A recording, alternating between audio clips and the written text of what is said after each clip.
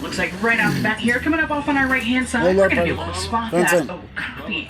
Now, of course, friends, I know it kind of looks like that the okapi's wearing those zebra pants, but they're actually not related to the zebra in any way, shape, or form.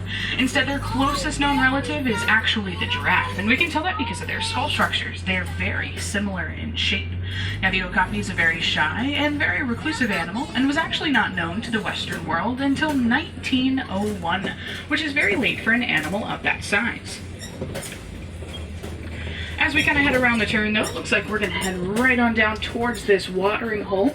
And of course, my friends, make sure to keep an eye out here on both sides of the track. Like we were talking about earlier, a lot of these animals are really good with that camouflage and can even be hiding in plain sight. Just like that black rhino off on our left-hand side, tucked all the way back towards that rock wall. Now, of course, friends, black rhinos are the smaller of the rhino species, coming in at about 3,000 pounds. It looks like we can spot another one a lot closer to the truck here, off on our left-hand side as well. Now, unfortunately, they are incredibly endangered. There are only about 5,000 of them left in the entire world, and that's mainly due to poaching. Many cultures believe that their horns hold medicinal or sometimes even magical value, so they are often poached for their horns, but they're actually just made out of keratin, which is the same material our hair and fingernails are made out of. Now, here on both sides of the truck, though, we're going to be able to spot a couple of different species of forest antelope. Here off on the left, I'm seeing these rusty-colored antelope with the backwards-facing horns. Those are bongos. And here off on the right, I'm seeing the greater kudu that are just a little taller, a little more dull in color, and do not have horns. Now, both the bongo as well as the greater kudu have those white stripes that are running down their back. Now, that pattern actually helps mimic sunlight for them as they're running through some of this thick underbrush. So that's a key piece of that camouflage we were talking about earlier. As we kind of round the turn, though, it looks like coming up off on our left-hand side, a little further back towards those bushes, we're also going to be able to spot that pretty large black and white bird. Now, that is a saddle-billed stork. Now, the saddle-billed stork gets its name from that little yellow bridge on its beak that does loosely resemble a saddle. Of course, they can stand at about 5 feet tall and have a wingspan of about 9 feet wide, or about the width of the canopy just above your heads. As we kind of head around the turn, though, it looks like we're very quickly heading right around the turn and down into the Safi River next. Now, the Safi River is known to be a hot spot for animals like the Nile hippopotamus.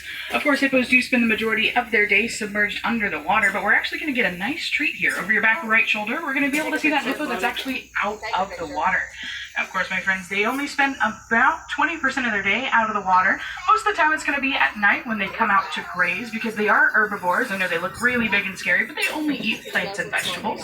As we kind of head a little further up, though, we're going to see if we can spot any more of those hippos that might be a little easier to see, and maybe even some hanging out in the water as well. Now, it looks like as we kind of make the turn here, off on the left, a little further back there, we're going to be able to see one that's just barely breaching the water line, and it looks like right up ahead on top of the island, we're also going to be able to spot those pink-backed pelicans.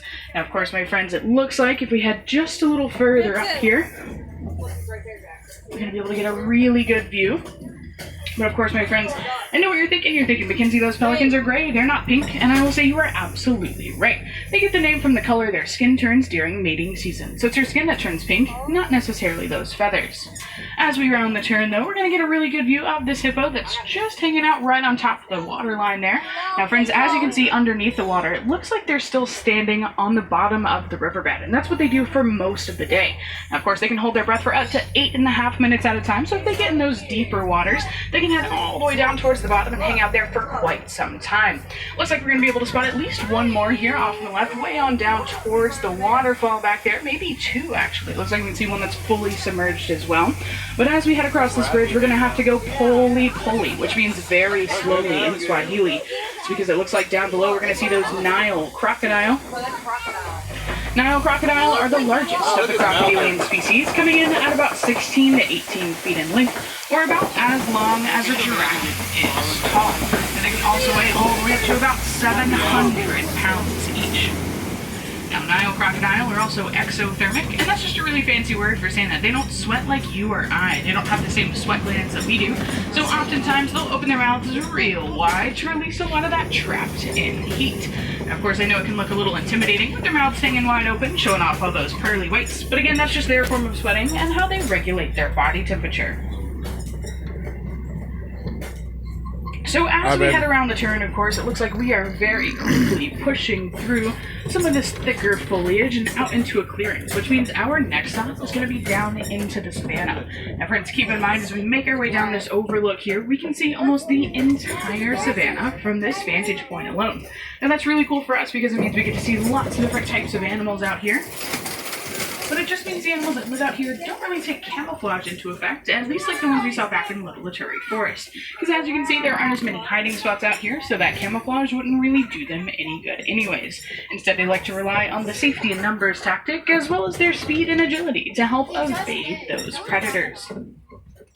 So as soon as we come down off the turn here, my friends, it looks like right off the bat, we're going to be able to spot one of the two most identifiable species out here on the reserve. I'm seeing both the giraffe a little closer to the truck, kind of scattered around the reserve, and way on back there, I'm also seeing the zebra. Now, as we kind of head all the way up and around the turn, we should be able to get a closer view, because it looks like back behind those zebra, we're also seeing those Patterson's elands. But we'll talk a little bit more about these giraffe here in the meantime. Now, of course, they are Maasai giraffe. We can tell that because of their spot pattern. Maasai giraffe have those jagged jigsaw-like patterns, whereas reticulated giraffe have a more square or rectangular-like pattern. Now, if we head just a little further up here, we should be able to get a pretty good view of these three smaller giraffe here, kind of hanging out in the middle there. Of course, my friends, those two over there, we have one standing up and one laying down. Those are going to be adolescents, and then the smaller one there, that's going to be that baby. We'll talk about them more here in just a moment, though, because it looks like tucked back in the den here, off on the left, we're going to be able to spot these African wild dogs.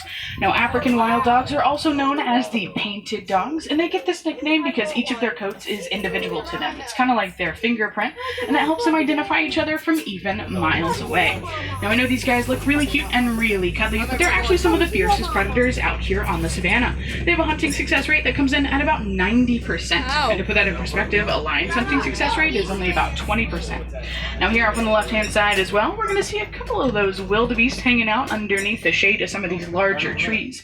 Wildebeest make up a very large portion of the Great Migration, and that's because over 1.5 million of them will